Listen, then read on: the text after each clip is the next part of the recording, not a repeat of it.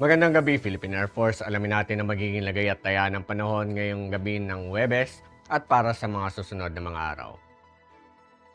Sa kasalukuyan, patuloy pa rin nag-extend yung ridge ng high pressure area dito sa bahagi o eastern section ng Northern Luzon. Samantala, yung atin namang easterlies o yung mainit na hangin na bumula sa dagat Pasipiko makaapekto naman sa nalalabing bahagi ng ating bansa. Kaya't asahan pa rin natin ang bahagi hanggang sa maulap na kalangitan na may pulo-pulong pagulan, pagkidlat at pagkulog. Para naman sa magiging lagay ng panahon bukas, inaasahan pa rin ng Metro Manila at ang buong Luzon, ganoon na rin ang buong Visayas at Mindanao. Makakaranas pa rin tayo ng bahagi hanggang sa maulap na kalangitan na may pulo-pulong pagulan, pagkidlat at pagkulog.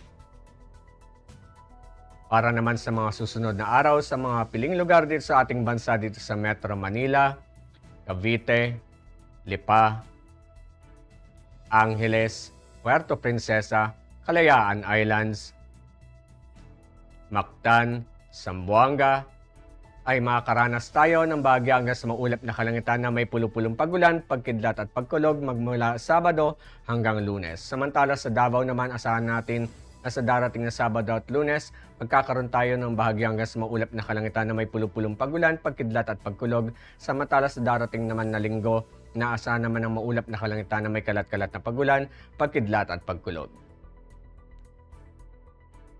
Ang haring araw ay lulubog mamayang 18:11 at ito naman ay sisikat bukas ng 05:38. Para sa ating moon illumination, 43% increasing. At para manatiling updated sa lagay at taya ng panahon, i-follow lamang ang Air Force Weather Center sa aming mga official social media accounts.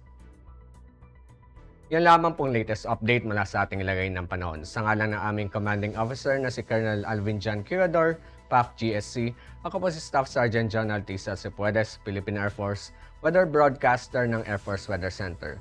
Muli, magandang gabi, Philippine Air Force.